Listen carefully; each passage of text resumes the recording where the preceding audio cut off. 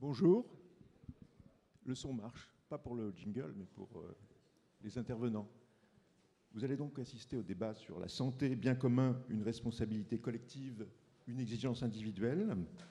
Je vous remercie d'être si nombreux, ça montre que ce thème est mobilisateur. Il le serait à moins sur un système qui est structurellement en crise, qui demande effectivement de mobiliser des responsabilités collectives et des responsabilités individuelles. Pour en débattre devant vous aujourd'hui, M. Didier Houssin, qui est directeur général de la santé, Frédéric von Rockingen, qui est directeur général de la Caisse nationale d'assurance maladie, Jean-Marc Sylvestre, journaliste à TF1, Didier Tabuteau, titulaire de la chaire santé à Sciences Po, conseiller d'État, enfin Guy Valencien, qui est chef du département d'urologie et de néphrologie de l'Institut mutualiste Montsouris.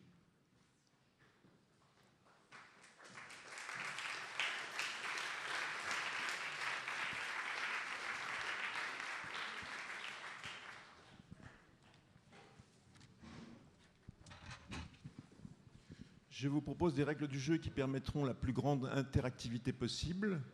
C'est-à-dire qu'il y a un panel qui va poser des questions aux différents intervenants.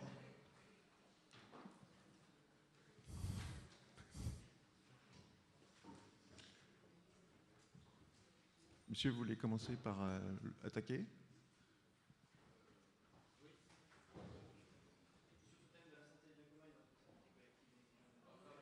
Ah, il faut un micro là. Merci, c'est gentil. Donc, je vais d'abord me présenter peut-être. Philippe Ségade, je suis étudiant à l'UM Lyon. Avec le concours de deux autres étudiants qui ne pouvaient pas être présents. Je ne vous entends pas bien. Avec le concours de deux autres étudiants qui n'ont pas pu être présents malheureusement sur ce panel, nous avons réfléchi à un certain nombre de questions.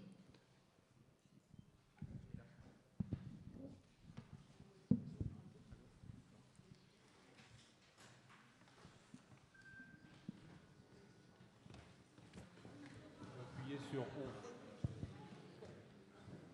Oui. Donc, la première question, pour en venir au fait, que nous voulions vous poser lors de ce débat, était celle de savoir si vous pensez que nous sommes tous parfaitement égaux en France dans l'accès aux soins.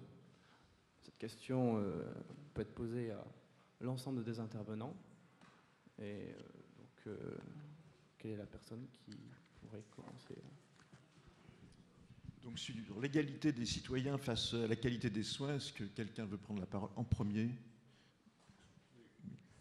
Moi, je veux bien répondre parce que l'égalité d'accès aux soins, elle pose deux questions. Premièrement, l'accessibilité de l'offre. Est-ce que nous sommes égaux ? Je crois que non. Il y a évidemment des différences géographiques en termes d'offres de soins, ne serait-ce que parce que la géographie est différente. C'est plus difficile d'accéder à une maternité en région montagneuse que lorsqu'elle est en bas de chez vous. Deuxièmement, il y a également évidemment des différences dans la qualité de l'offre. Les études qui ont été faites montrent que c'est sûr qu'il peut y avoir des différences du fait de la formation des gens, de l'équipement, de l'environnement, etc. Et puis par ailleurs, il y a aussi une différence qui est liée à la capacité d'accéder. C'est sûr que celui qui a un problème mental, qui a un problème d'éducation, ne serait-ce qu'un problème de compréhension et de langue, aura des difficultés plus grandes à accéder. Donc, à la question égalité d'accès aux soins, je dirais qu'il y a évidemment des différences. Mais malgré tout, on s'efforce qu'il y ait un niveau de base assuré, et ça, je crois que c'est l'essentiel. Oui, je crois que ce que Didier Houssin dit est tout à fait juste. L'égalité d'accès aux soins, c'est un objectif. L'objectif, c'est de réduire les inégalités qui sont réelles, parce que le système ne peut pas être parfait. Alors, je crois que l'un des éléments qui permettent de réduire les inégalités aux soins, c'est justement l'existence d'un système collectif relativement large, comme nous avons dans notre pays, et que justement, par le biais de cette couverture universelle, par le biais d'une couverture complémentaire sous conditions de ressources et d'une prise en charge à taux élevé par la collectivité des pathologies les plus lourdes, eh bien, on diminue les inégalités d'accès aux soins.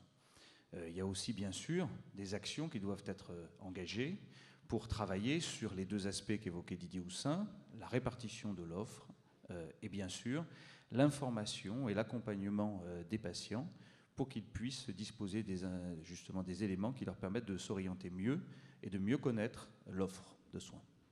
Mais si on prolonge les courbes et qu'on pose une question un peu provocante, est-ce que l'inégalité aux soins ne va pas se creuser par les ressources, dans la mesure où on voit des mutuelles primer ceux qui ne se font pas recours aux soins, le déremboursement, des systèmes d'assurance qui sont réservés à ceux qui peuvent payer de lourdes...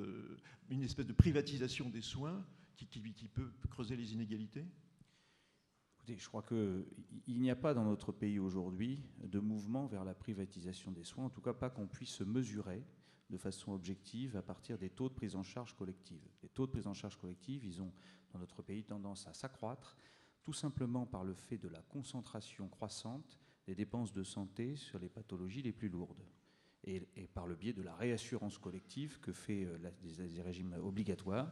Et donc on mesure chaque année le taux et globalement on est autour des 3/4 de financement par la collectivité. Alors qu'il y ait des débats importants, qu'on entende de ci, de là, certains qui proposent de réformer les systèmes, mais on voit bien que ces débats ne vont souvent pas plus loin que quelques articles de presse. Merci. Oui ?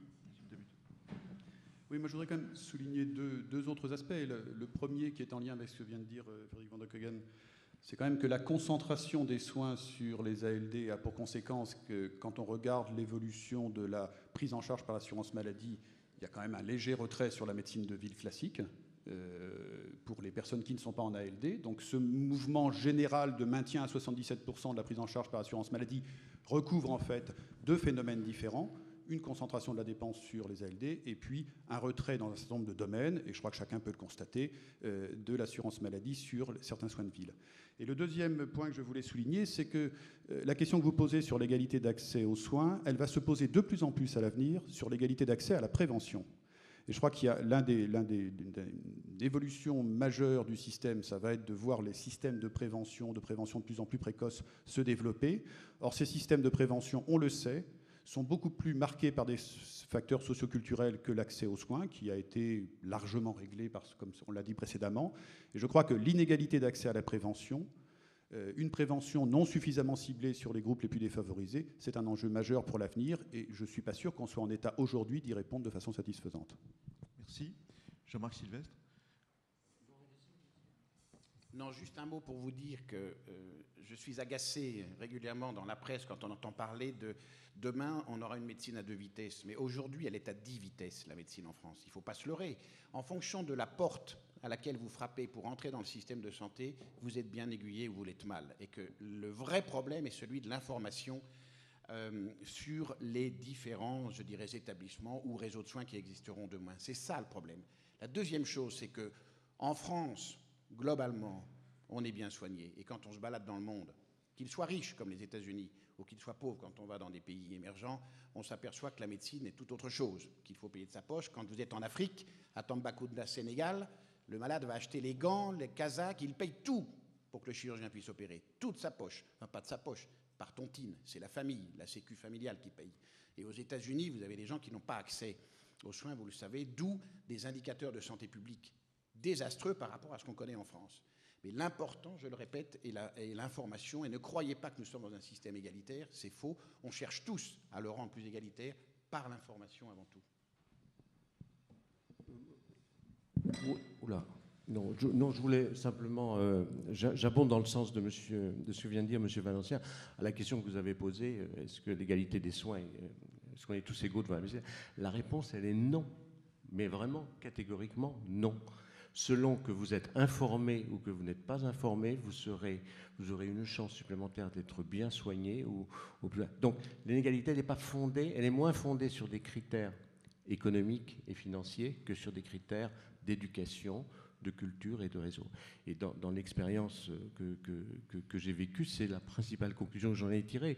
C'est où vous connaissez un bon médecin qui lui-même a un bon réseau et qui vous mettra dans les bonnes filières, sur les bons hôpitaux, et vous avez une chance supplémentaire de vous en sortir mieux que d'autres, ou vous ne les connaissez pas. Alors, il y a quand même un problème, c'est que lorsque vous êtes malade, vous ne choisissez pas toujours l'endroit où vous tombez malade. C'est-à-dire que lorsque vous avez un accident de voiture, vous ne savez pas exactement la qualité de l'hôpital ou des médecins qui vont vous prendre en charge parce que vous êtes incapable de choisir. C'est-à-dire, contrairement à une activité économique traditionnelle, et je vois des confrères économistes je parle sous leur contrôle, le consommateur de santé, le client de santé, si ce terme-là ne vous choque pas trop, il n'a pas toujours le choix de l'offre. Donc la crise cardiaque, elle survient aussi parfois là où... Mais ceci dit, quand vous connaissez le système, vous êtes quand même beaucoup mieux. Et à cet égard, je sais que je ne vais pas faire plaisir ni aux médecins ni aux organismes sociaux qui ont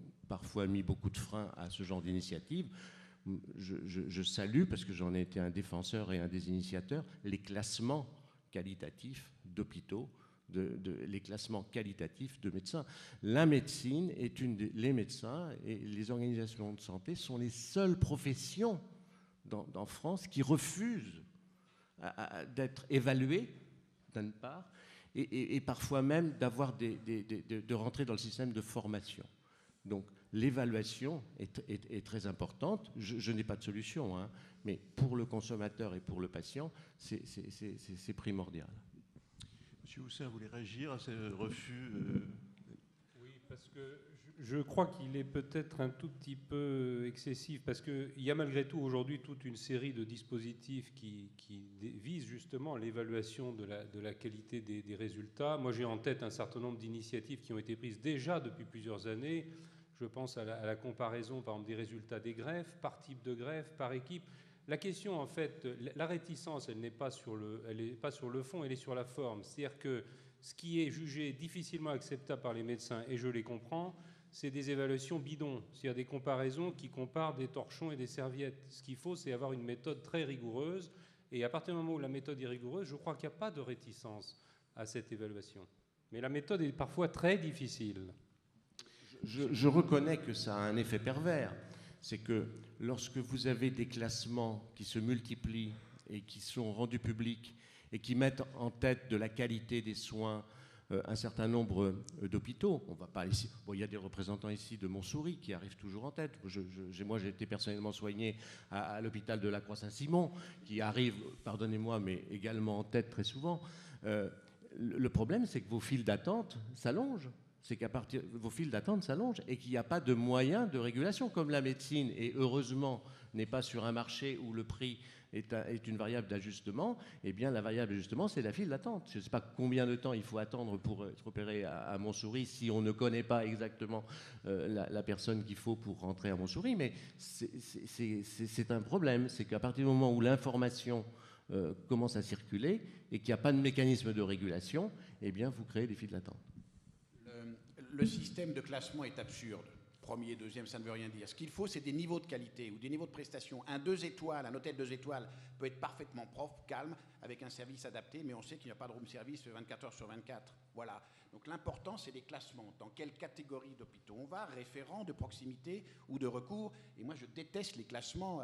En plus, ce sont des classements à 0,05 points. Ça n'a aucun sens en soi. Alors pour répondre sur les positions des organismes sociaux, nous sommes clairement favorables à ce qu'on développe des systèmes d'information structurés pour que les patients puissent connaître à la fois la qualité des soins délivrés par les offreurs de soins et en même temps les coûts auxquels ils les offrent. Donc c'est clairement inscrit dans notre projet d'entreprise de BICIS 2009. Par contre, nous considérons que nous ne sommes pas toujours légitimes en tant qu'assureurs collectif pour déterminer les indicateurs selon lesquels ce classement de qualité doit s'établir. Il y a des personnes d'ailleurs plus légitimes que nous, en particulier la Direction générale de la santé, pour, déterminer des conditions de mesure, parce que dans le domaine de la santé, c'est quand même pas très simple. Il faut bien reconnaître qu'on n'est pas dans un sujet, de science exacte, comme on pourrait mesurer la qualité d'une pièce sortie de la fabrication. Donc premièrement, c'est un sujet difficile. Beaucoup de pays s'y sont essayés et progressent. Et donc nous sommes favorables à cela. Deuxièmement, ce que vous évoquez en termes de file d'attente, c'est le risque, si nous n'arrivons pas à ce que la qualité des soins soit homogène sur le territoire national, c'est-à-dire qu'il y ait des écarts de qualité très substantiels. Et à ce titre-là, nous sommes favorables à ce que pour atteindre une meilleure homogénéité de la qualité, on prenne les décisions nécessaires, parfois douloureuses, pour que des centres de compétences puissent être mis en place, parfois en contradiction avec l'homogénéité géographique de l'offre de soins, mais privilégier la qualité sur les contraintes géographiques, ce que d'ailleurs font même, je dirais, la plupart de nos concitoyens.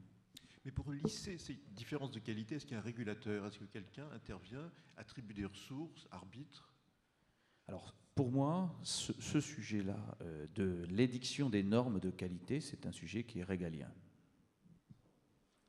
D'accord.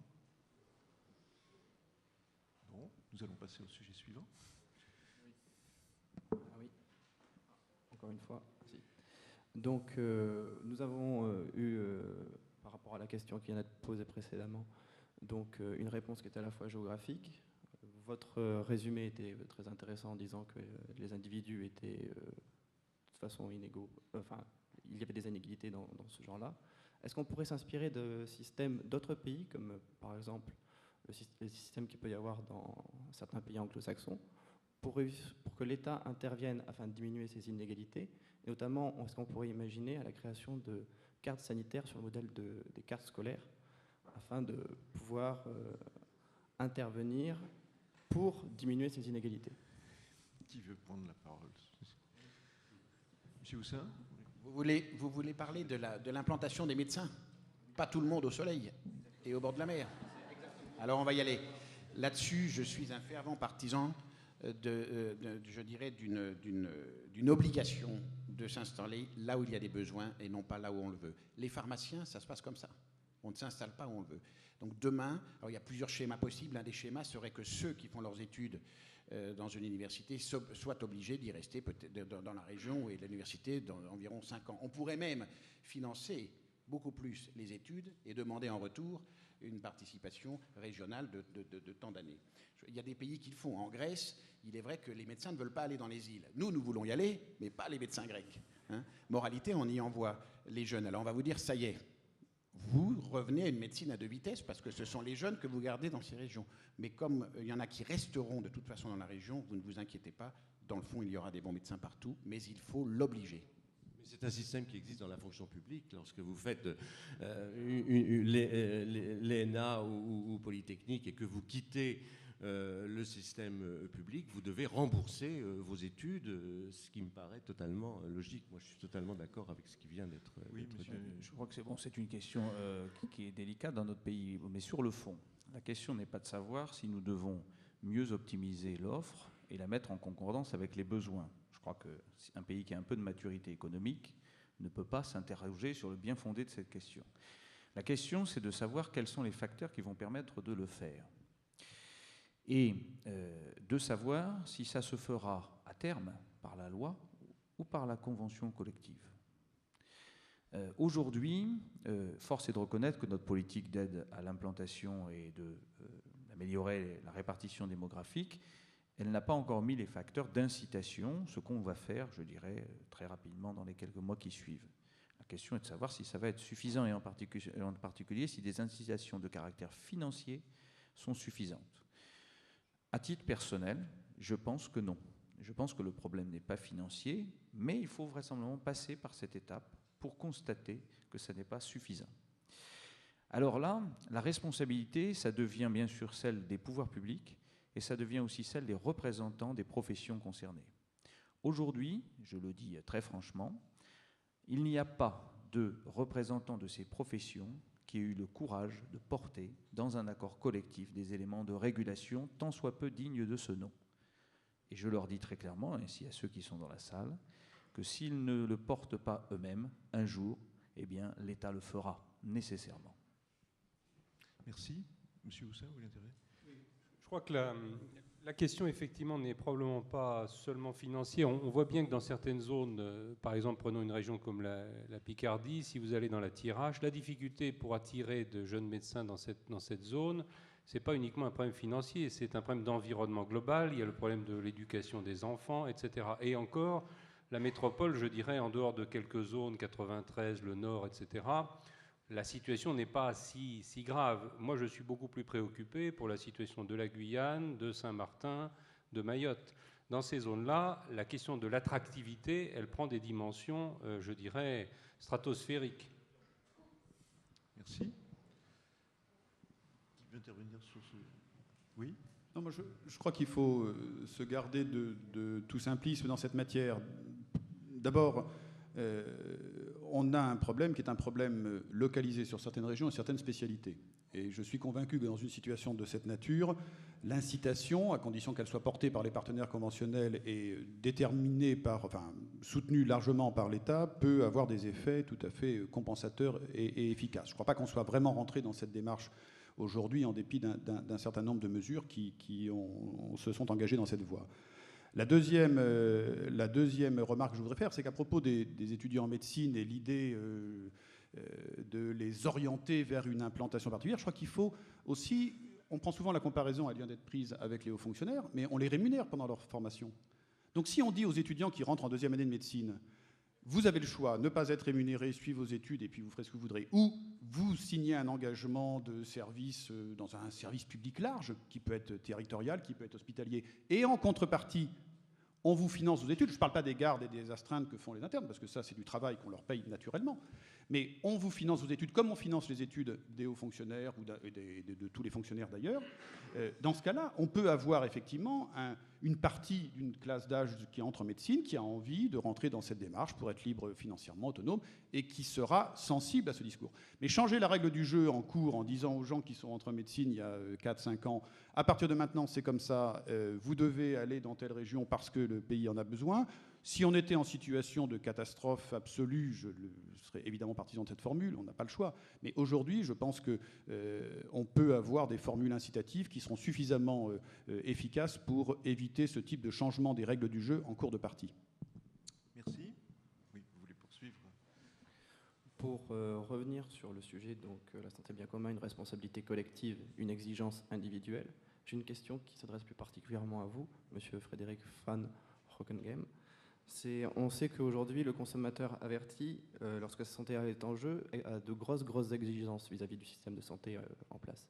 Et en même temps, en tant que cotisant, il demande une diminution des prélèvements qui lui sont faits. Comment est-ce que la CNAM pense pouvoir apporter des solutions à ce paradoxe?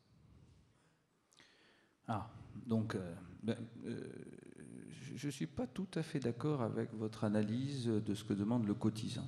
Le cotisant, l'assuré, n'est pas nécessairement quelqu'un qui souhaite que les dépenses diminuent.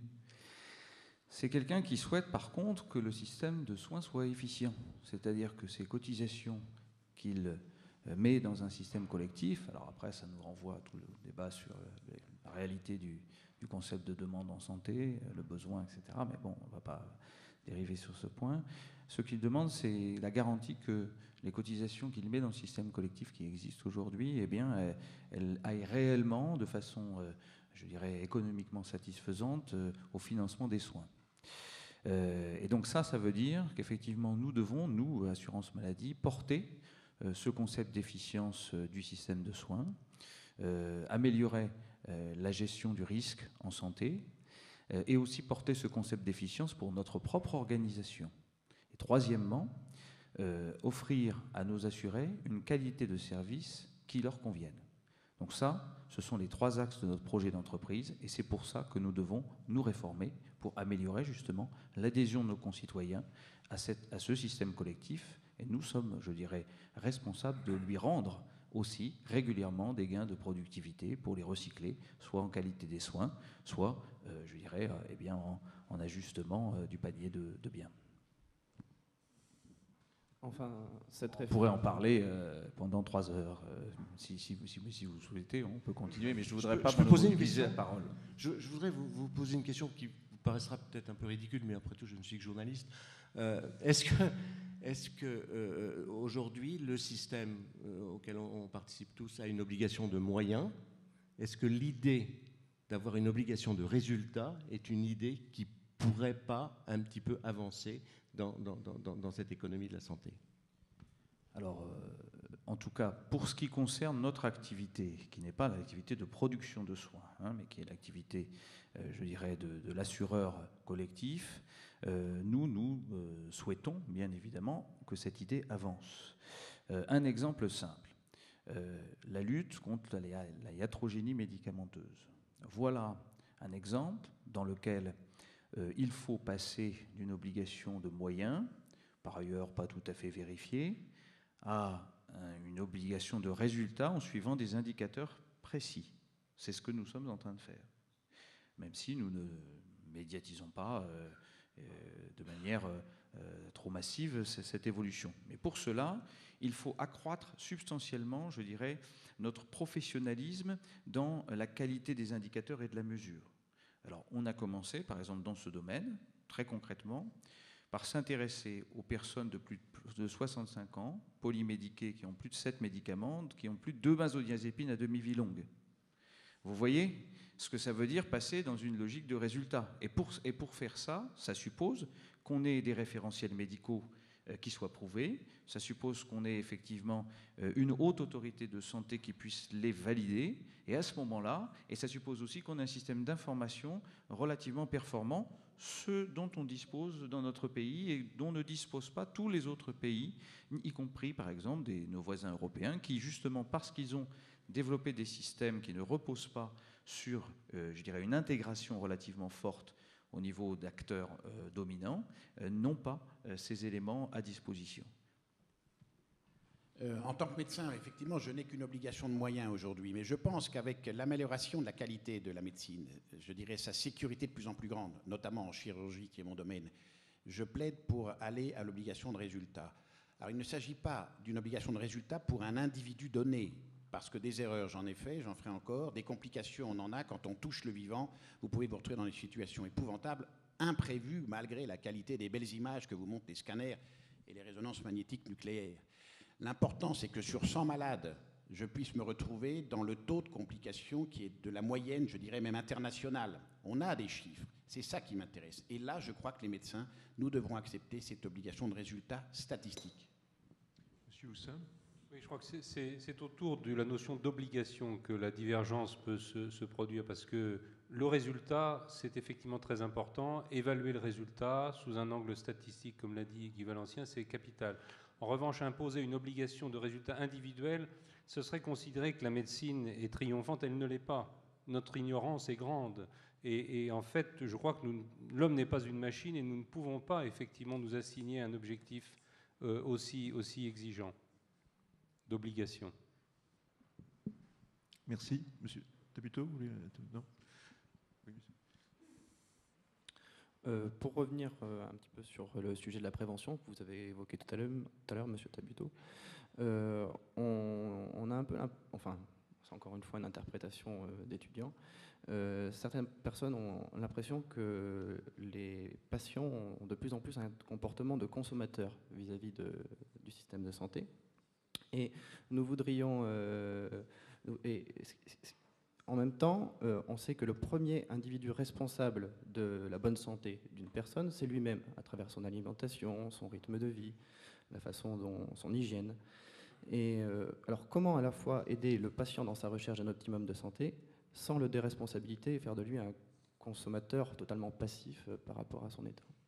Le consommateur, il n'est pas passif quand il va dans un magasin ou dans un...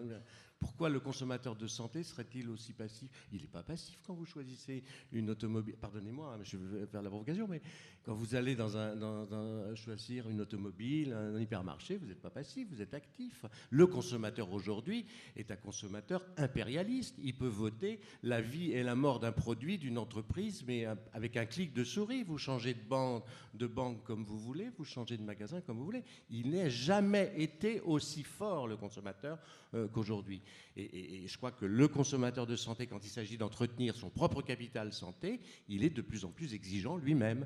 Alors bien sûr qu'il ne peut pas demander une obligation de résultat absolu à titre individuel, mais pardonnez-moi, il peut quand même demander une obligation d'information totale sur ce dont il souffre, ce dont il a besoin. Et un des déficits du système français, qui par ailleurs est bourré d'excellence, c'est un déficit très souvent de communication et d'information à l'encontre du malade, à l'égard du malade. Alors, pour en revenir à ce que vous disiez tout à l'heure, c'est que Je suis d'accord avec vous. La médecine française, elle répare magnifiquement bien. Et c'est vrai que quand on a tous voyagé dans le monde, on a tous eu des pépins un peu dans le monde entier, la médecine française est sans doute la médecine la plus performante au niveau de la réparation.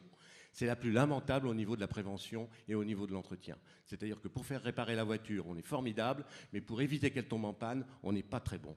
Donc c'est vrai que de ce côté-là, il y a un formidable effort à faire au niveau de l'information, de la pédagogie, de ça. Mais il ne faut pas non plus en rendre les médecins totalement responsables. Il y a tout le système d'éducation nationale, il y a tout le système d'éducation des parents, tout le système environnemental qui doit peser sur l'entretien de la machine pour éviter d'avoir à la réparer trop souvent et d'avoir à la réparer trop gravement. Voilà. Mais le consommateur, croyez-moi, il en veut aujourd'hui. Avec peut-être quand même sur cette question de la prévention, beaucoup de difficultés à l'appréhender.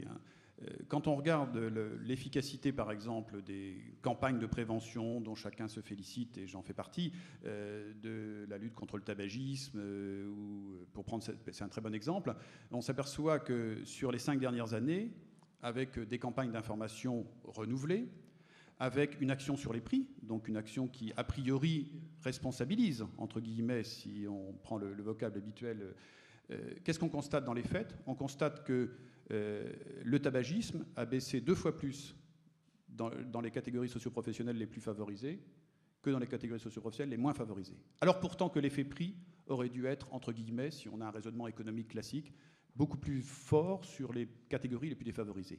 Donc attention, la prévention, ça ne marche pas tout à fait de la même façon. C'est-à-dire que c'est une approche qui est beaucoup plus large que la médecine, et vous avez 100 fois raison. C'est une approche qui ne passe pas exclusivement par le médecin. On sait qu'on est beaucoup plus efficace si on fait de la prévention sur le lieu de travail, à l'école, dans les associations de quartier qui sont auprès des populations les plus vulnérables, que si on a des actions générales de prévention qui vont toucher les catégories socioprofessionnelles les plus éduquées, les plus informées, les plus sensibles aux risques, celles qui ont le plus de temps à y consacrer et le plus d'argent à y consacrer. Et donc, si on rentre dans une démarche de prévention, il faut l'adapter véritablement aux inégalités de prévention, aux inégalités de santé et plus d'accès aux soins, qui sont dans notre pays, parce que ça, on ne l'a pas dit tout à l'heure, mais particulièrement fortes. On a des indicateurs sanitaires qui sont élevés, on a une espérance de vie de grande qualité, on a, en matière de mortalité évitable, c'est-à-dire ce sur quoi on peut agir le plus efficacement par la prévention, des indicateurs qui sont mauvais, voire très mauvais, par rapport à l'ensemble des pays qui ont une situation économique comparable. Donc je crois que sur l'approche de la prévention, il faut l'avoir. Et le deuxième élément, je vais être un petit peu plus long, mais le deuxième élément qu'il faut bien prendre en compte, c'est qu'en matière de prévention, il faut bien distinguer ce qu'est le risque individuel, perçu, compris, du risque collectif subi. Et autant on peut miser sur l'information, la formation, l'éducation à la santé pour les risques individuels perçus, autant il faut des systèmes généraux, régaliens, collectifs, hospitaliers, pour lutter contre les risques collectifs, environnementaux, les risques de sécurité sanitaire, qui sont des éléments dans lesquels la prévention a toute sa place, mais qui ne peuvent pas être portés par l'individu tout seul, qui sont nécessairement des sujets d'experts, de mise en commun de connaissances qui dépassent ce que chaque consommateur, entre guillemets, peut avoir par lui-même. Pardonnez-moi, je ne veux pas monopoliser la parole, mais il y a un phénomène dont on n'a pas parlé, il y a un outil dont on n'a pas encore parlé, et qui pourrait favoriser, pour lequel moi j'ai fait des papiers, j'ai écrit des choses, contre lequel il y a encore de la résistance en France, très forte de la part des corporatismes médicaux, enfin, c'est la carte vitale. La carte vitale, mais pas seulement pour lutter contre la fraude et à la dépense, mais la carte vitale qui intègre toute l'histoire de la santé de l'individu. Hein. Parce que lorsque vous arrivez chez un médecin qui est armé de que vous ne connaissez pas, et qui est armé de son ordinateur, et qui va savoir, en lisant votre puce électronique, toute votre histoire, eh bien, ça doit quand même faciliter énormément son travail et lui permettre de détecter des choses qu'il n'est pas forcément capable de détecter comme ça en vous regardant dans le blanc des yeux. Alors, il y a de la résistance au développement de la carte vitale, à la multiplication, à l'obligation de l'avoir, que ce soit la carte vitale ou un autre nom. Hein. Mais je crois que l'électronique, l'informatique et l'Internet doivent nous permettre d'avancer dans ce domaine. C'est absolument indispensable. Enfin, je ne sais pas ce que vous en pensez. Monsieur Houssin. Peut-être pour revenir à la question, parce que finalement vous posiez la question de l'automédication et de la capacité pour les personnes de se soigner elles-mêmes. Je crois qu'il faut malgré tout être attentif à une chose, c'est qu'effectivement aujourd'hui on peut, et d'ailleurs c'est une avancée considérable, les personnes peuvent s'informer, doivent d'ailleurs être informées et peuvent apprendre finalement beaucoup de choses en matière de diagnostic et thérapeutique. Mais malgré tout, la médecine est une discipline exigeante qui ne peut pas s'acquérir en un seul clic, et je trouve que ce serait dommage que les malades, parce qu'ils ont un accès très rapide à l'information, en particulier sur Internet, considèrent que de ce fait, finalement, ils peuvent se prendre en charge eux-mêmes. Je crois que ce serait dangereux, parce qu'il y a beaucoup de pièges. Il y a beaucoup de pièges dans le diagnostic, il y a beaucoup de pièges dans la thérapeutique, et ce serait dommage aussi que les malades se privent, après tout, de l'accès à quelqu'un qui va vous écouter et qui met son savoir à votre disposition. Je pense que c'est une orientation qui me paraîtrait dangereuse. En revanche, je partage tout à fait l'idée qu'il faut absolument pouvoir accéder à l'information, à toute l'information, et de la manière la plus compréhensible possible. En ce qui concerne Internet, je considère que c'est un progrès considérable, en ce sens que le rôle du médecin n'est pas de savoir, il est d'avoir l'expérience. Et nous avons longtemps vécu en pensant qu'avec nos gros chapeaux pointus et puis nos clistères immenses, par le savoir, nous dominions le monde. En fin de compte, ce que demande un malade, c'est l'expérience de celui qui va le rencontrer. Et Internet a l'immense intérêt que dès que vous êtes touché, vous allez pianoter. Vous allez recevoir une masse d'informations considérable, au-delà des capacités du QI 150. Mais ça ne fait rien, vous allez commencer à trier un peu les choses.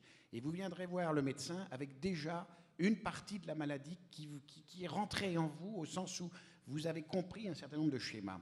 Et la discussion que l'on a avec celles et ceux qui viennent en disant « Regardez, j'ai sorti ça, ça et ça d'Internet » est bien plus forte, bien plus efficace que la première discussion avec quelqu'un qui ne connaît rien de ce qui lui arrive. Donc Internet en termes de diagnostic, je dis bravo.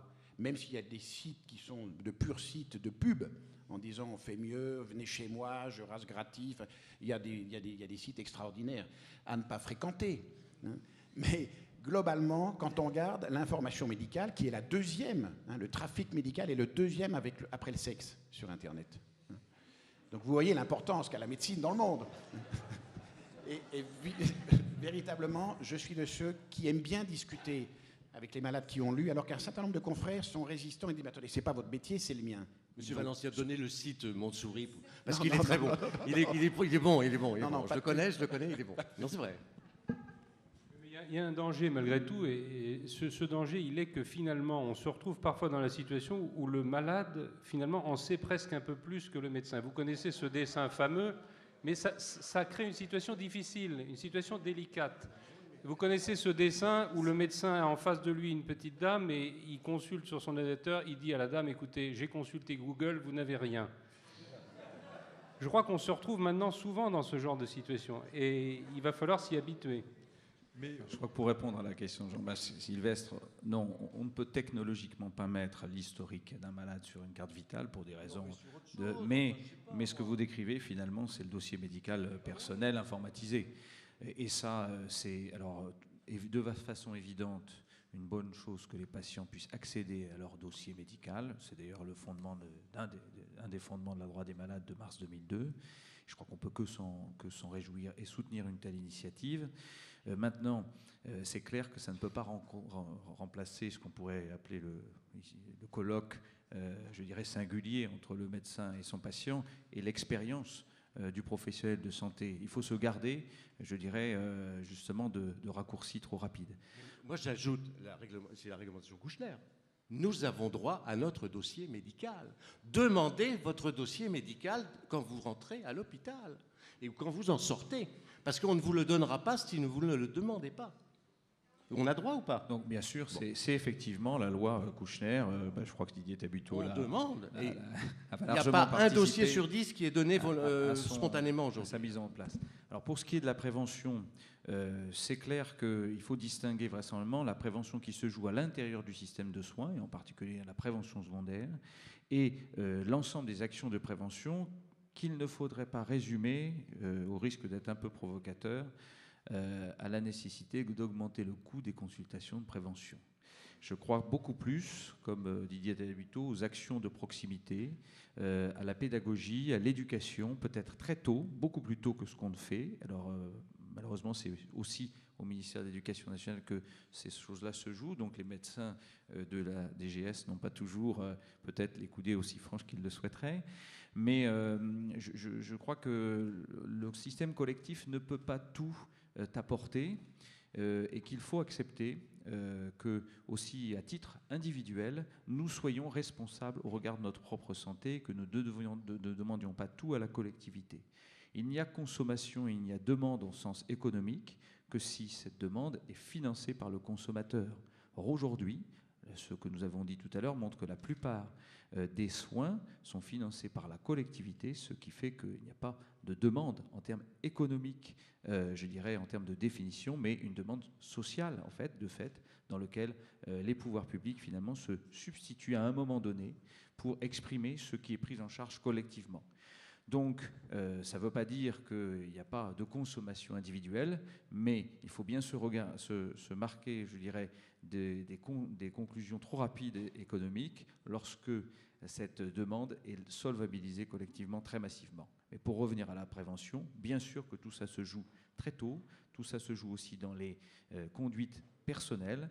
Et l'un des sujets peut-être qui nous manque aujourd'hui dans notre pays, c'est d'accompagner les patients, de les aider, comme c'est fait dans d'autres grands pays, je pense en particulier à l'Allemagne, mais aussi, pourquoi pas, aux États-Unis, à, je dirais, prendre en charge leur pathologie, justement pour améliorer leur état de santé et éviter, je dirais, des aggravations par des conduites, effectivement, dont ils ne se rendent pas compte qu'elles peuvent effectivement être néfastes pour leur santé parce qu'ils n'ont pas toujours l'information à leur disposition. Et ça, c'est, à mon avis, un des enjeux des prochaines années, c'est de permettre effectivement une meilleure prise en charge, c'est d'activer finalement le comportement des patients pour leur santé.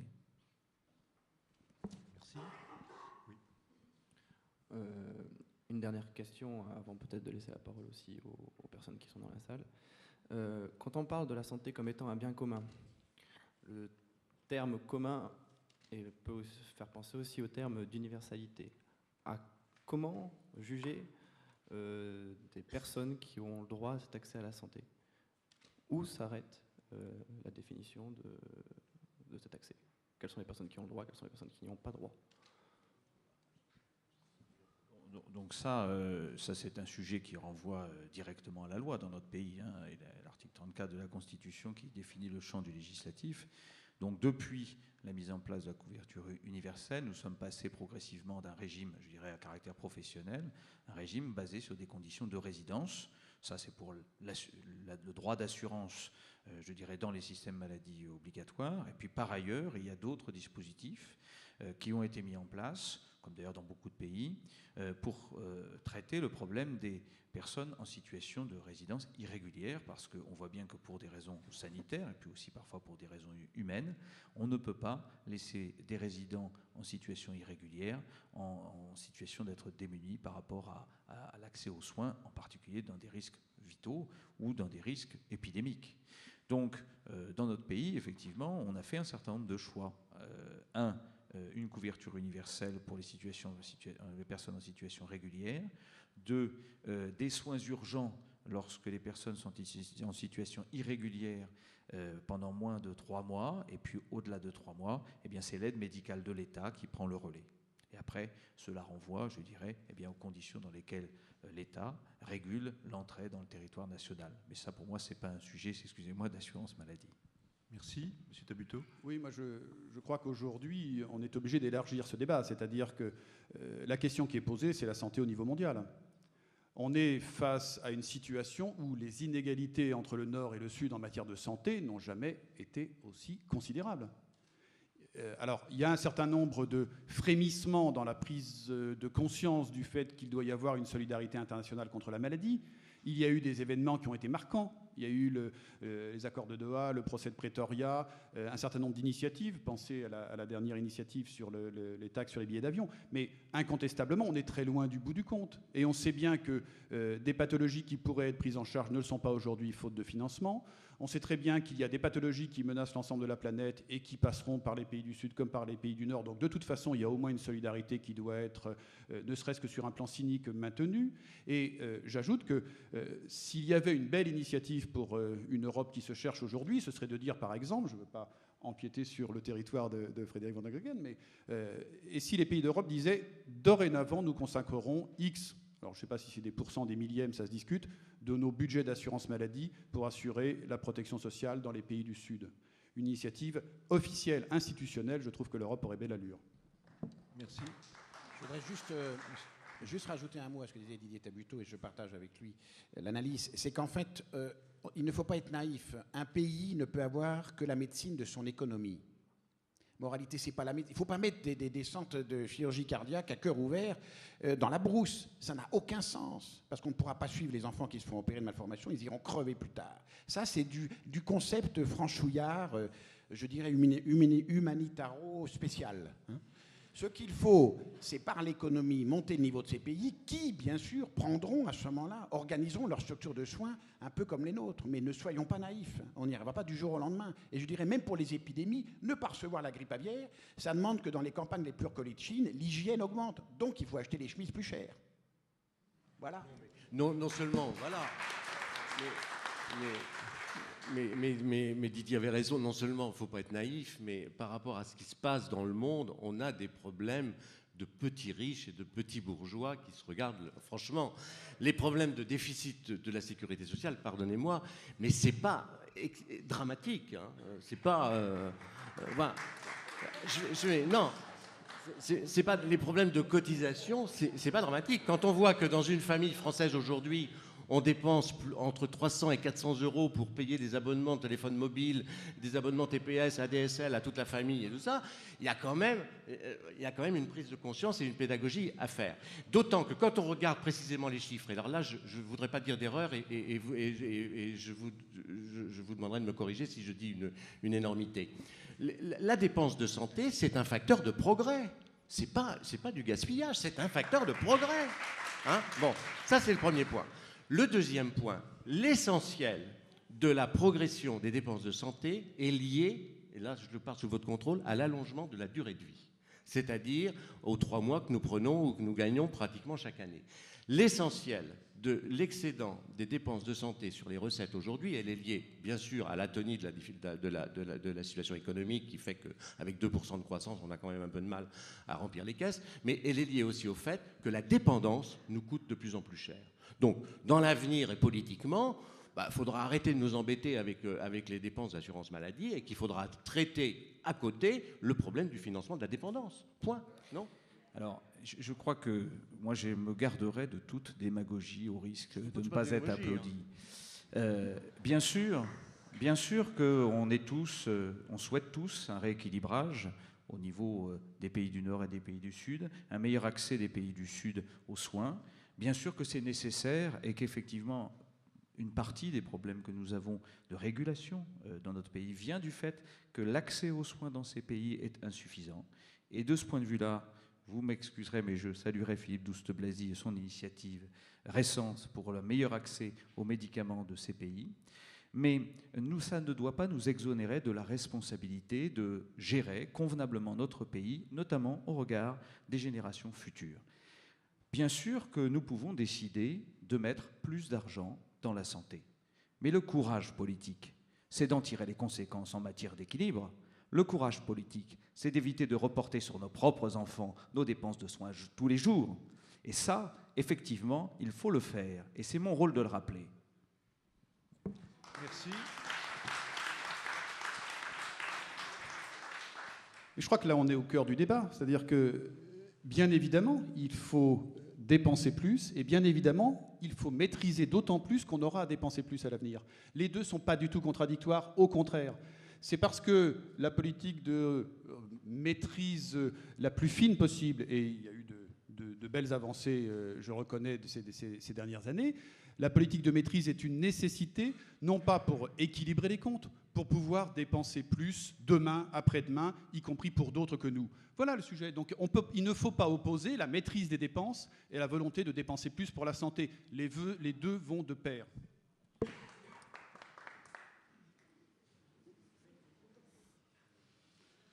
Vous voulez pas rentrer dans le comment? Vous voulez pas aller un peu plus loin? Non, mais ça nous renvoie, moi je suis entièrement d'accord avec ce que dit M. Tabuteau, ça nous renvoie effectivement à l'organisation du système de soins.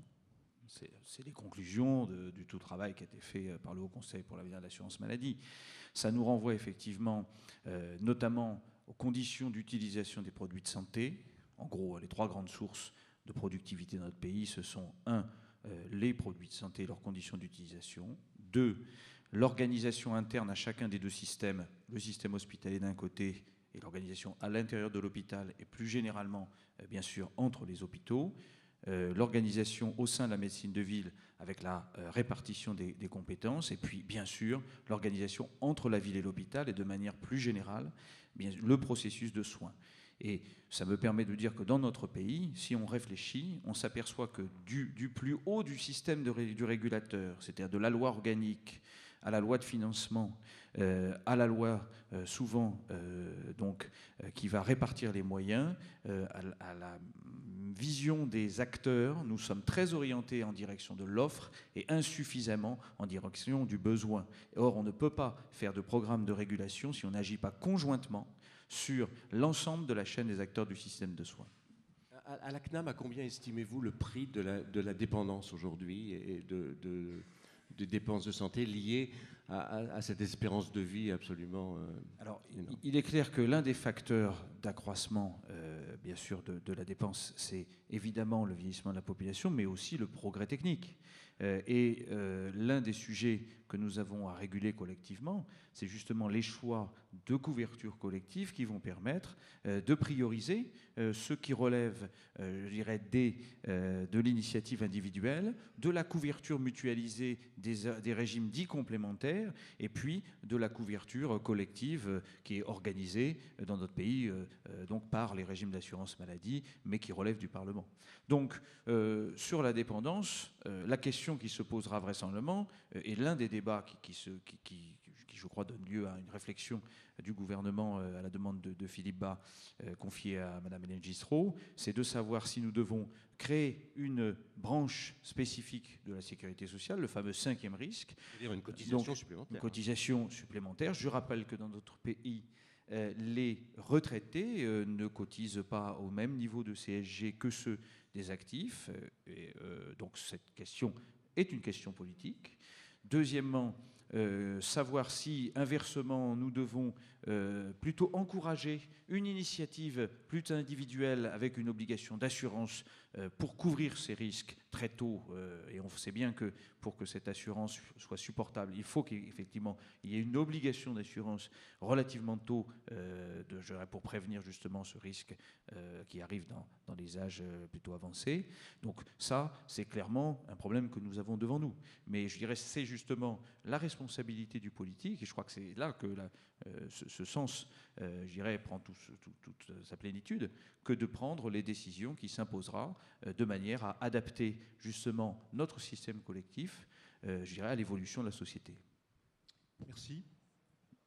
À ce moment-là du débat, le champ des responsabilités collectives et individuelles a bien été dessiné. Est-ce qu'il suscite des questions dans la salle? Des interrogations? Oui, monsieur. Merci. Un nombre croissant de professionnels de santé refusent de soigner les plus démunis.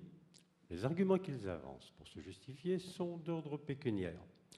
Tarifs de leurs honoraires insuffisants, remboursement par les caisses d'assurance maladie tardif pour atteindre parfois plusieurs mois. Pourquoi les pouvoirs publics sont-ils réticents à sanctionner ces comportements antisociaux et de plus nuisibles à la santé publique, car les pathologies non traitées s'aggravent, augmentent les risques de contagion et coûtent finalement plus cher à la collectivité? Merci. Qui veut répondre à cette interrogation? Oui, je crois qu'il y a eu un rappel qui a été fait par le Conseil de l'Ordre sur cette question, parce qu'effectivement, ce n'est pas acceptable du tout. Et donc, je crois qu'il faut effectivement faire un rappel à l'ordre de ce point de vue-là. Ensuite, sur les questions, il est peut-être intéressant malgré tout d'essayer d'examiner un par un les éléments qui ont été avancés par ces médecins concernant les tarifs, les remboursements, les délais, etc. Peut-être qu'il y a des améliorations à apporter, je ne sais pas. Mais sur le principe, ça n'est pas acceptable. Merci. Je ferai la même réponse. Je crois que la déontologie médicale écarte très clairement, et de ce point de vue-là, le Conseil de l'ordre doit, et le fait, je crois, semble-t-il, il l'a fait, très clairement réaffirmer que le soin ne saurait, ou les conditions de remboursement ne sauraient en aucune manière justifier qu'on ne soigne pas un patient. Ce n'est pas un problème financier. Ceci étant, il ne faut pas néanmoins écarter la possibilité d'améliorer, je pense c'est principalement la question qui est soulevée, celle de l'aide médicale d'État, les conditions de remboursement du professionnel, si ça peut améliorer aussi la situation de façon réelle, hein, au-delà du problème de principe. Donc nous sommes convenus avec le Conseil de l'ordre de regarder spécifiquement ce cas de remboursement de l'aide médicale d'État. Je rappelle que d'ailleurs sur ce sujet, il faut aussi veiller à ce que l'État finance convenablement les factures qu'il doit honorer. Merci. Je crois que sur ce point, si vous permettez, la déontologie médicale, c'est pas aussi simple que ça. La déontologie médicale, il n'y a pas d'obligation, à ma connaissance, dans le code de déontologie médicale, de prendre en charge un patient hors cas d'urgence, bien sûr. Et donc la question qui est quand même directement posée, c'est est-ce que dans le contrat que constitue l'adhésion à la convention médicale pour un médecin qui décide d'être conventionné, il peut ne pas l'être. Est-ce que dans le contrat qui le lie à la collectivité par l'intermédiaire de la convention médicale, il ne doit pas y avoir l'obligation de prendre en charge les patients qui sont sous CMU, sous AME, etc.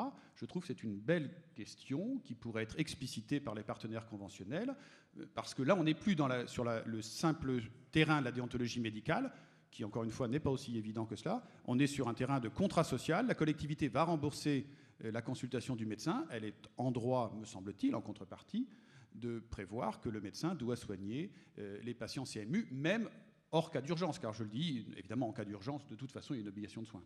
C'est comme l'implantation géographique. Vous pourriez conditionner le conventionnement à l'implantation géographique, non? Je voudrais juste dire un mot. Non, alors, je voudrais peut-être, oui, avant de passer à Guy la parole, rappeler qu'une convention, c'est signé par deux parties, messieurs. Hein, donc, avec des Yaga-Faucon, on peut faire beaucoup de démonstrations, mais il ne faut pas oublier que, et Michel Chassan est là, une convention, c'est signé par deux parties. Alors soyons sérieux, soit on veut imposer les choses, et dans ce cas-là, c'est la loi, soit on veut les faire mettre en place par la convention, et dans ce cas-là, il faut respecter aussi les arguments des parties en question. Donc, sur le fond, il est clair que, moi, il me semble, mais alors là, je me renvoie à Didier, qui est meilleur que moi vraisemblablement, puisqu'il est lui-même professeur des universités et médecin. Il me semble que l'obligation de soins pour des patients qui le nécessitent, elle fait partie du contrat du médecin. Je voudrais juste revenir sur ce que vous disiez, monsieur. J'adhère totalement à votre cri et je suis de ceux qui considèrent que c'est scandaleux. Mais les situations ne sont pas toujours comme ça. J'ai appelé des médecins de la Courneuve et de Saint-Denis. Ils m'ont dit, nous avons des CMU qui reviennent plusieurs fois par jour. Le problème n'est pas médical, il est social. Et qu'ils encombrent les consultations, on est obligé de les virer. Ce qui nous manque, c'est un corps intermédiaire entre les médecins, les infirmières, qui puissent prendre en charge ces personnes qui ne sont pas malades, je dirais somatiquement, qui sont dans un mal-être de société, et ils frappent chez le médecin parce que la porte est ouverte et parce que c'est gratuit. Donc il y a ça aussi. Je ne défends pas ceux qui refusent parce qu'ils ne se considèrent pas assez payés, ça c'est scandaleux. Mais sachez qu'il y a ces problèmes et que la gratuité de l'accès à la médecine n'est pas aussi simple qu'on ne le croit. Voilà, c'est vraiment quelque chose de bien complexe. Merci. Oui, madame.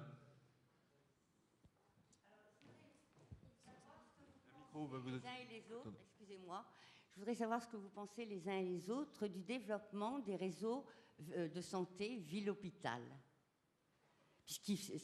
Actuellement, c'est ce qui se passe un peu partout. Est-ce que ça améliore les soins? Est-ce que ça réduit les inégalités d'accès aux soins, etc. Et le financement. Merci. Peut-être commencer avant que Didier n'enchaîne. Premièrement, très clairement, notre pays souffre d'un cloisonnement trop important entre l'offre de soins de ville et l'offre hospitalière. Je pense que ça fait partie des choses qui sont assez consensuelles.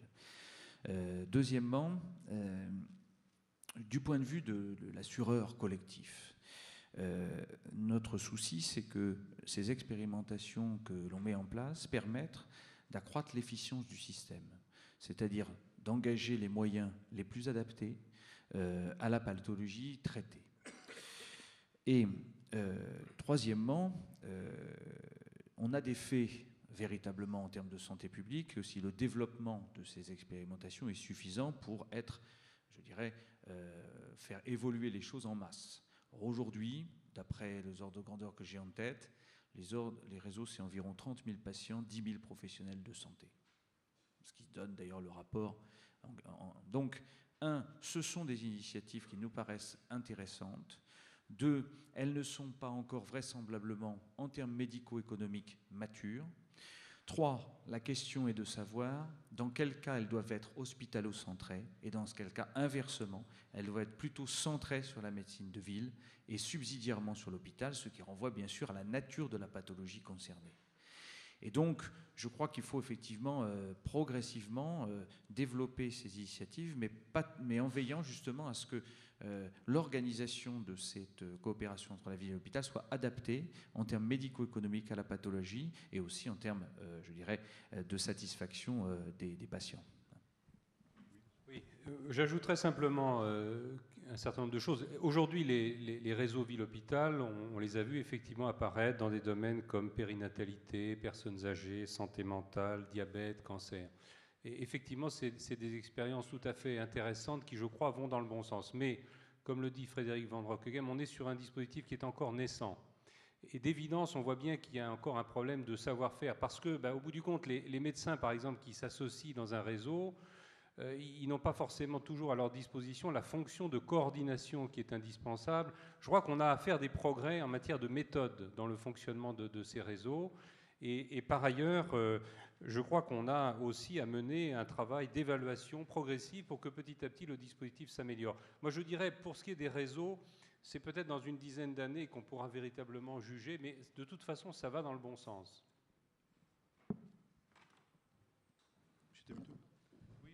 Juste un point sur les réseaux. Il y a bien sûr les réseaux dont on vient de parler, qui sont les réseaux qui s'organisent sur des bases médicales, de collaboration ville-hôpital, ou d'ailleurs entre professionnels d'un secteur ou d'un autre. Et je n'ai rien à ajouter à ce qui a été parfaitement dit. Je crois qu'il faut prêter attention aujourd'hui, je ne dis pas qu'on est dans une phase de profusion, mais prêter attention au fait qu'il y a d'autres réseaux sur des bases qui sont beaucoup plus, enfin qui mériteraient beaucoup plus d'analyse, qui sont en train de se constituer à travers les plateformes de services qui font qu'on se renseigne sur sa santé et qu'on peut vous indiquer comment aller d'un chemin à l'autre. On a vu un certain nombre d'initiatives qui prévoyaient des réseaux, alors ce n'est pas des réseaux au sens où vous les entendez, mais des services coordonnés de soins dans des conditions particulièrement privilégiées, dans certains établissements ou dans certains lieux de consultation. Donc attention, derrière les réseaux, il y a les réseaux, j'allais dire, vertueux, qui sont fondés sur une base sanitaire et qui essaient d'améliorer la coordination de la prise en charge. Il y a aussi la tentation, disons, à ce stade, de la construction de réseaux d'orientation du patient au sein du système de santé complexe qui répondent à d'autres critères. Merci. Oui, madame. Bonjour. Alors, moi, j'aimerais savoir, du point de vue, et en continuité avec ce que vous dites sur le développement de l'organisation en interne, finalement, entre infirmières et médecins, est-ce que vous prenez en compte la responsabilité sociale qui peut exister dans le management de tout ce milieu finalement médical qui vit au quotidien des expériences plutôt singulières et parfois dans l'urgence régulière? Est-ce que le management est pris en considération dans les indicateurs d'amélioration, sachant que le management qui pourrait reposer sur du harcèlement, je ne sais pas si vous connaissez un petit peu tout ce qui concerne le management lié au harcèlement, qui peut être une décision de la direction pour faire marcher un ensemble, et qui va à l'encontre de l'obligation de loyauté, justement, qui est ce qu'on demande à un professionnel dans un cadre médical qui fait qu'on compare le patient à un consommateur. Alors moi, je suis plutôt d'avis d'être comparé à un consommateur, pas parce qu'on consomme on consomme un bien ou un service, on est consommateur pour bénéficier de la protection des consommateurs, c'est-à-dire l'obligation de loyauté, l'obligation de renseignement et l'obligation d'information dont vous avez fait référence tout au long de ce débat. Est-ce que vous avez pris en compte le problème du management qui parfois est désastreux au sein même d'un hôpital, qui provoque le cloisonnement et qui se passe plus au niveau directionnel qu'au niveau médical? Voilà. Monsieur Houssin. Oui, ce qu'on peut dire, c'est que la question du management n'a pas été du tout sous-estimée et oubliée. Aujourd'hui, c'est certainement un enjeu important, en particulier dans les établissements de santé, comme vous le suggérez. Ce que je voudrais simplement mentionner, c'est que là, vous savez, le processus d'accréditation des établissements de santé, qui est un dispositif qui a été mis en place il y a maintenant déjà quelques années, est rentré dans une deuxième phase. On parle de la deuxième version de l'accréditation. Or, la deuxième version de l'accréditation met l'accent de manière justement très spécifique sur tout ce qui relève du management dans les établissements de santé. Alors là aussi, on est sur un processus qui est débutant, mais c'est pour dire que cet aspect a été bien pris en compte. Si je résume votre question, c'était en gros, est-ce que la tarification à l'activité est un bien ou un mal? Bon, c'est ça. Mais si, mais... Merci d'avoir alors on va répondre. Non, mais c'est ça, on est bien d'accord. Est-ce que ça bouscule les soignants, les faire courir dans les couloirs à toute vitesse parce qu'il faut que l'hôpital gagne des sous? Alors, sachez que l'hôpital avant était administré dans un système assez médiocre, puisque les bons ne pouvaient pas faire plus, les mauvais n'étaient pas pénalisés, donc on favorisait les médiocres. C'était ça. Et puis on s'est mis à injecter une dynamique qui est celle de vous serez payé en fonction de ce que vous faites et de la qualité par l'accréditation de ce que vous faites. Il n'y a pas que la quantité, il y a les deux Q. Qualité, quantité. Ça a bouleversé tout le monde, des directeurs jusqu'aux infirmières, aux aides-soignantes et aux brancardiers, bien sûr, parce qu'on était habitué à un certain train de... la machine fonctionnait, puis l'hôpital, c'est un bateau qui, de toute façon, ne meurt jamais. Il a une ère indéfinie. On peut arrêter la machine, il va continuer à avancer. Les cliniques, elles, ont compris bien avant. Et c'est pour ça que la restructuration de l'offre privée en France s'est faite beaucoup plus vite, parce que les cliniques ont la sensation de mort. À 3 mois, elles finissent, il n'y a pas de malade. Moi, je crois que l'arrivée de la tarification à l'activité à l'hôpital est un bien. Et je me balade en ce moment pour une mission ministérielle dans les hôpitaux de France. Je peux vous dire qu'il y a des endroits, effectivement, où il faudrait arrêter de faire. Et pendant ce temps-là, d'autres ont besoin, des besoins immenses qu'on ne peut pas leur fournir parce qu'on maintient des services obsolètes avec un personnel gentil. Il est gentil parce que comme il n'y a pas grand-chose à faire, on n'est jamais méchant quand il y a grand-chose à faire. Donc si vous voulez, le harcèlement à l'hôpital...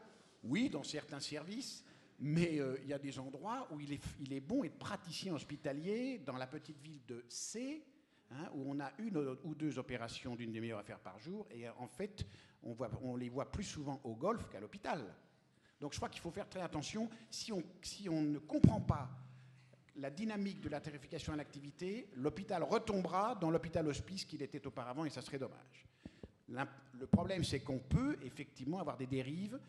On parle de sélection de malades, tout ça est plus théorique que pratique. Il faut des garde-fous, et je pense que là, les tutelles sauront nous dire attention, le système se met en place, il a des défauts, il est beaucoup trop complexe par rapport à ce que nous avions souhaité quand nous avions fait la mission Hôpital 2007. On a créé un peu, entre guillemets, une certaine forme d'usine à gage, parce qu'on a rajouté un petit peu de ce que voulait chacun dans le système Princeps, donc on l'a édulcoré. Il n'empêche que les acteurs sont conscients et je suis persuadé que c'est comme ça qu'on va sortir l'hôpital d'affaires. Oui. Madame. J'aimerais rebondir sur la tarification, effectivement, qui va faire avancer les choses sans doute dans le bon sens pour Je voudrais savoir si dans cette tarification, on a pensé justement, on a parlé de l'aspect social de certains patients. Vous avez visiblement des patients qui arrivent avec leur étude Internet sur leur pathologie. Moi, je ne vois pas du tout cela. Je suis responsable de ce qu'on appelle une consultation précaritaire en dermatologie depuis 15 ans.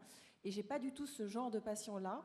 Et je voudrais savoir ce qu'a prévu les autorités publiques vis-à-vis de ces patients-là et de ça.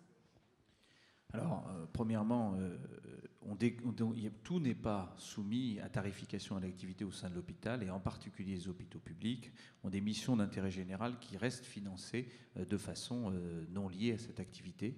Et bien sûr qu'effectivement, le pouvoir public ont prévu de distinguer ces missions-là, mais de façon plus prospective et en se projetant dans le temps. Du point de vue de l'assurance maladie, nous n'avons pas intérêt, très profondément, à être face à des monopoles d'offreurs de soins. Et de ce point de vue-là, nous souhaitons bien sûr qu'il y ait un certain équilibre qui s'établisse entre l'offre de soins publics et l'offre de soins privés. Et inversement, un des enjeux de la collectivité, c'est de veiller à ce que l'activité qui est exposée ne soit pas justement ni dangereuse, ni surnuméraire. Et donc la régulation de cette activité est un vrai sujet. Et qui est un vrai sujet que nous découvrons en fait maintenant que nous basculons sur l'hôpital public à cette tarification à l'activité. Mais moi, je crois que ce que dit Guy Valencien est assez juste, c'est-à-dire que la mise en place de la tarification à l'activité à l'hôpital public interpelle l'organisation de l'hôpital et donc est un facteur d'accroissement de son efficience, même si aujourd'hui, à l'instant T, c'est plutôt les dépenses qui s'accroissent. Donc vous voyez, finalement, ce n'est pas aussi clair que ça que l'hôpital ou les cliniques privées ont à souffrir de cette réforme. Mais à moyen terme, l'efficience du système, c'est quand même la meilleure garantie pour la collectivité et puis aussi la meilleure garantie pour l'offreur de soins qu'il va être performant. Et de ce point de vue, là aussi, l'homogénéité de la performance sur le territoire national, c'est quand même un vrai sujet. Et la T2A interpelle cette situation. Merci. Oui, madame. Oui, je voudrais revenir sur les conditions d'amélioration de la prévention primaire. Je crois que ça demande un petit peu de cohérence. Comment est-ce qu'on peut lutter contre la sédentarité quand dans les villes, il est tellement difficile de se déplacer à vélo ou à pied et que ça manque de sécurité? Quand on essaye d'acheter et d'essayer de comprendre ce qu'on achète à manger et qu'on se rend compte que les étiquettes, les informations sont complètement noyées et qu'effectivement, c'est pas surprenant si l'obésité chez les enfants des catégories sociales les plus défavorisées est encore plus galopante qu'ailleurs. Que dans les secteurs scolaires, on veut faire de l'information et faire des passerelles avec les informations santé, mais que les médecins scolaires, on sait très bien qu'ils sont dramatiquement absents. Est-ce qu'on ne manque pas un peu de cohérence et est-ce que le système de santé, il peut finalement avancer que si dans ces autres secteurs-là aussi, on travaille ensemble, on décloisonne et que vraiment on arrive à toucher le cœur du quotidien de la population? Monsieur Houssin. Oui, alors sur ce sujet, vous mettez le doigt sur toute la difficulté à la fois d'arriver à une grande cohérence en matière de prévention primaire pour une raison déjà très simple, c'est que ça ne relève pas seulement, et je dirais malheureusement pas seulement, du domaine de la santé. C'est-à-dire que ça percute tout un tas de champs qui sont d'ailleurs sous la responsabilité d'autres ministères.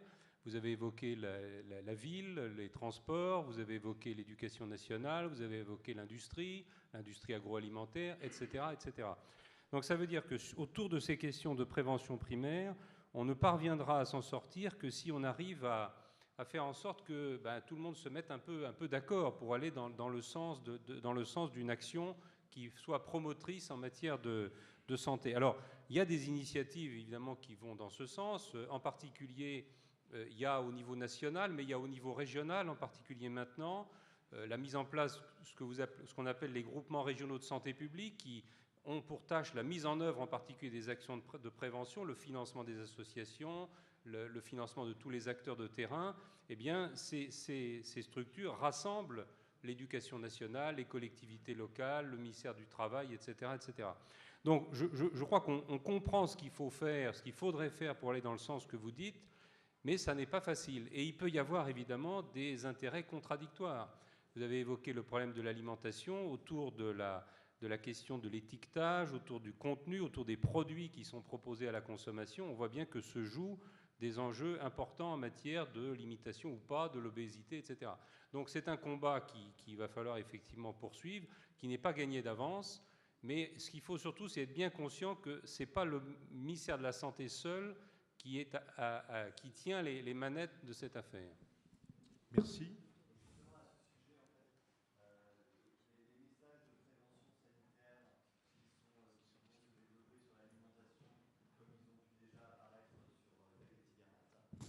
Pardon, excusez-moi. Je voulais réagir sur ce point. Vous avez évoqué à plusieurs reprises la prévention et je voulais avoir votre point de vue sur l'efficacité des messages de prévention sanitaire qu'on a pu avoir depuis maintenant 2-3 ans, je ne sais plus, sur les paquets de cigarettes, qui vont arriver également sur la publicité des produits alimentaires. est-ce qu'on a des indicateurs de l'efficacité de ce type de message, ou est-ce que ce n'est pas finalement une manière de culpabiliser encore plus les consommateurs de produits et finalement les mettre dans une situation où leur responsabilité individuelle on va les pointer du doigt et elle est de plus en plus difficile à assumer. Merci. Non mais vous avez raison, ça n'est pas simple. Et quand vous évoquez la question du tabac, aujourd'hui le sentiment qui peut prévaloir, c'est que ça peut-être été plutôt l'augmentation des tarifs qui a eu une efficacité que le message « fumez-tu » qui est marqué sur le paquet. En permanence, on s'interroge bien sûr sur ce genre de questions, à l'occasion en particulier d'une nouvelle phase qui va s'ouvrir, où on va avoir des images, vous savez, sur les paquets, parce qu'on estime que l'image sera plus parlante, si j'ose dire, que le message écrit. En permanence, on se pose ce genre de questions. Moi, aujourd'hui, j'avoue que j'ai beaucoup de mal à répondre à votre question. Malgré tout, on ne peut pas ne pas penser qu'un message ait un certain impact. La question, c'est quel est le poids par rapport à d'autres initiatives. On a des exemples à l'étranger d'efficacité reconnue? Oui, on a des exemples, mais qui ne sont pas forcément beaucoup plus démonstratifs. La notion d'image sur les paquets, ça résulte d'études qui ont suggéré que les images, c'était plus efficace que le message écrit. Merci. De manière plus générale, il y a des moyens de mesurer ça.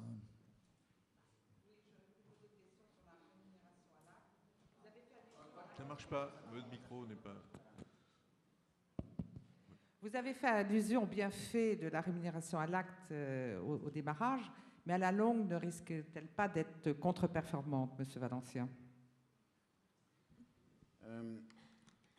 Je crois que le problème aujourd'hui de la rémunération des médecins est un problème majeur, parce que l'acte, la rémunération à l'acte ne correspond plus à ce que fait le médecin. Le médecin fait de plus en plus des tâches de non-soins. Donc être payé à l'acte pour faire au moins peut-être 30% de non-soins ne fonctionne plus. D'autre part, dans les hôpitaux, le salaire avec les grilles publiques que vous connaissez, que l'on monte petite marche par petite marche, ne sont pas incitatives. D'où, d'un côté, le décret tout récent sur la part variable à l'hôpital pour les médecins et les administrateurs, ce qui est normal, et que sur le fond, à terme, je pense qu'il faudrait s'orienter vers des systèmes de contrats qui allient à la fois un volume d'activité et l'évaluation de sa qualité. Et c'est par ces contrats, qui ne sont plus des systèmes de paiement à l'acte ou des systèmes de salaire, que l'on arrivera à ce que la médecine se fasse de façon apaisée. Aujourd'hui, la médecine à l'acte est une course à l'armement et la médecine salariée est une course aux farnientes. Donc il faut revitaliser les docteurs et leur dire « je te veux dans le système de soins », car la médecine libérale en soi n'existe plus au sens où elle est subventionnée par la collectivité, par nous tous. J'ai besoin de toi et je t'offre un profil de carrière. Tu vas monter progressivement, à partir de 30 ans chirurgien, ça démarre à 32 ans. Ça a une carrière de 32 ans et demi et c'est 17 ans en retraite. Nous mourrons à 83 ans.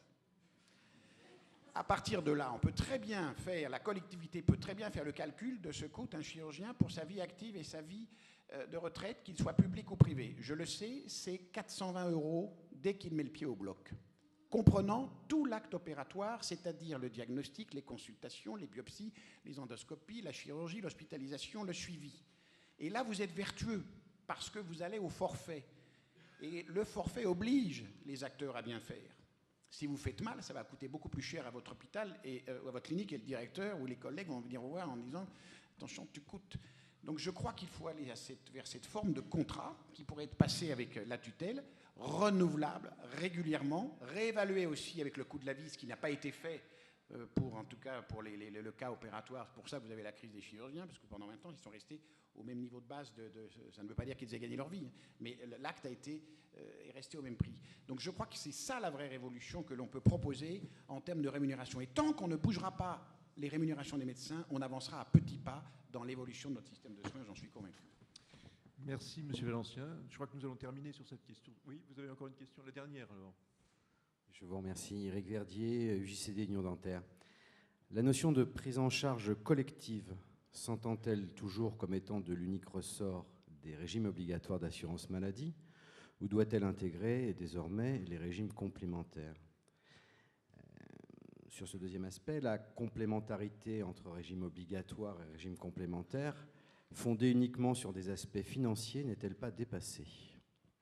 Merci. Ah, bonne question. Alors, finalement, votre question, elle renvoie d'une certaine manière à qui régule la prise en charge collective. Un exemple peut-être qui nous fait réfléchir finalement sur ces notions justement de construction du système collectif, besoins, demandes, etc. Un jour, on a inventé les moyens de mesurer la densité des os humains. Puis ensuite, on s'est dit que ça pouvait être utile, quand on faisait de l'ostéodensitométrie, d'en avoir les moyens pour soigner, notamment l'ostéoporose. Alors, on a commencé à introduire des machines parce qu'on a su les faire à un prix qui était raisonnable. Puis un certain nombre de régimes dits complémentaires se sont dit, finalement, on pourrait peut-être prendre en charge cet acte. Mais au moment où on a considéré que c'était un outil indispensable à la régulation justement et à la prévention de l'ostéoporose, alors à ce moment-là, le ministre a dit, eh bien moi je souhaite que cela soit pris en charge collectivement. Et là, on a commencé à discuter de tarifs. Et effectivement, on a mis en place un accord tarifaire qui est moins coûteux que les pratiques ponctuelles et les prises en charge des régimes dits complémentaires avaient permis de mettre en place, parce que d'un seul coup, le remboursement collectif faisait que la pratique allait se diffuser. Donc, qui doit décider de cela? Est-ce que ce sont les régimes d'assurance maladie dits obligatoires qui donc sont assujettis à des contraintes de droit public fortes? Est-ce que ce sont des régimes complémentaires qui, dans notre pays, représentent à peu près 10% du financement et sont caractérisés d'ailleurs par différentes institutions qui ont des objectifs différents? Les régimes mutualistes, les institutions de prévoyance et les assureurs privés. Eh bien, la loi a répondu à cela. Elle a dit, premièrement, il faut coordonner les efforts des assureurs, qu'ils soient obligatoires ou complémentaires, de manière à éviter que des actions, je dirais, notamment dans le domaine de la prévention, ou des actions dans le domaine du remboursement, soient incohérentes. Ça, la loi de 2004 le dit clairement. Elle va même plus loin. Elle dit, il y a des moments où il peut être nécessaire de négocier à trois. Assureurs de base obligatoire, union des caisses d'assurance maladie, union des organismes complémentaires d'assurance maladie que la loi de 2004 a créé, et syndicats représentatifs des médecins.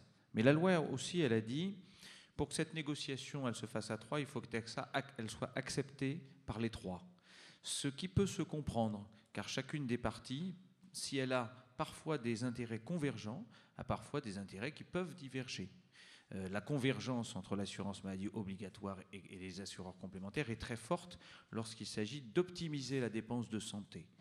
Car l'un des problèmes de notre pays, constaté dans les dernières années, et notamment mis en évidence par différents rapports, mais qui soient d'ailleurs issus du système social ou du système économique, je pense par particulier au rapport Pébro, c'est que l'évolution des dépenses de santé jusqu'ici, sur les 10 dernières années, elle a cru plus vite que la richesse nationale. Et de l'ordre de grandeur d'1,5 point. 1,5 point, c'est, disons, 2 milliards d'euros d'écart chaque année. C'est 10% des cotisations des régimes complémentaires. Et donc, s'il n'y a pas un engagement de l'assurance maladie obligatoire à mieux optimiser la ressource, alors ce n'est pas les régimes complémentaires seuls qui arriveront à le faire. Pour des raisons plus profondes encore, c'est que dans notre pays, nous avons mis en place un système qui tente à, bien sûr, garantir un certain nombre de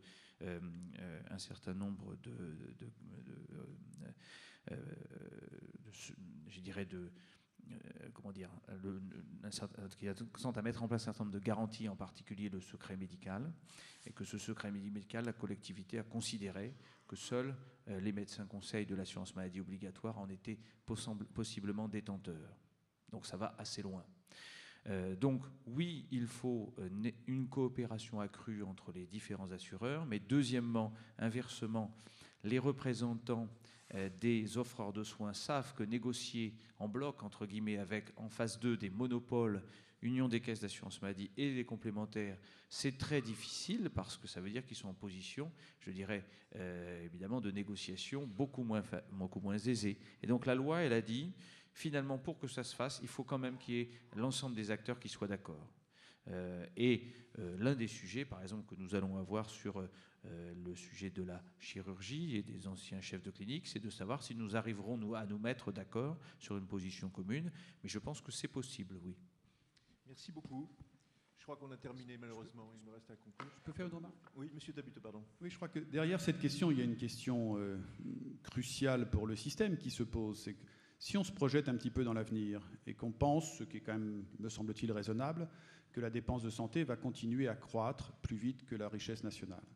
Si on prend pour référence, mettons, 4 points de PIB, c'est-à-dire passer de 11 à 15 points, ce qui est à dire être au niveau des États-Unis aujourd'hui. Hein. Ce n'est pas quelque chose de totalement impossible.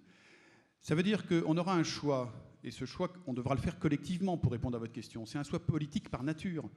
Sur ces 4 points de PIB, est-ce qu'on continue à vouloir un niveau de remboursement qui est celui qui était évoqué tout à l'heure, qui est très élevé, qui est de 75 à 77%, enfin aujourd'hui on est à 77%, et dans ce cas-là, ça veut dire qu'il faudra augmenter les prélèvements obligatoires à due concurrence des 3/4 de cette augmentation de dépenses, à quelque chose près, on peut raffiner le raisonnement, mais c'est à peu près ça. Ou est-ce qu'on dira, on maintient les prélèvements obligatoires pour la santé au niveau qu'ils ont atteint aujourd'hui, et ça veut dire que ces 4 points de PIB, il faudra les financer autrement, ça aura des conséquences, mais complètement déstructurantes pour le système, puisque les organismes complémentaires, et d'ailleurs de nouveaux organismes, qui seraient des assurances santé totales, pourraient, sur cette manne, c'est énorme, 4 points de PIB, prendre une place tout à fait nouvelle dans la gestion du système de santé. Je crois qu'on ne peut pas ne pas se poser la question aujourd'hui, parce que c'est aujourd'hui que ces choix doivent se faire. Merci beaucoup. Alors, si vous permettez, juste un point de détail sur ce sujet, qui est un vrai sujet. C'est l'une des questions de fond de notre pays. Ne pas oublier que les régimes dits complémentaires ont des modalités de financement qui sont très différentes de celles de la collectivité nationale. Et qu'en particulier, la segmentation des tarifs est une conséquence naturelle des réglementations européennes en matière prudentielle.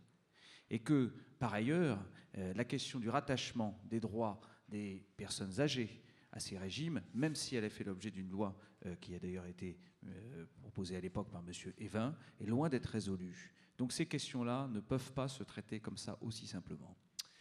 Merci de terminer sur ces enjeux de première grandeur.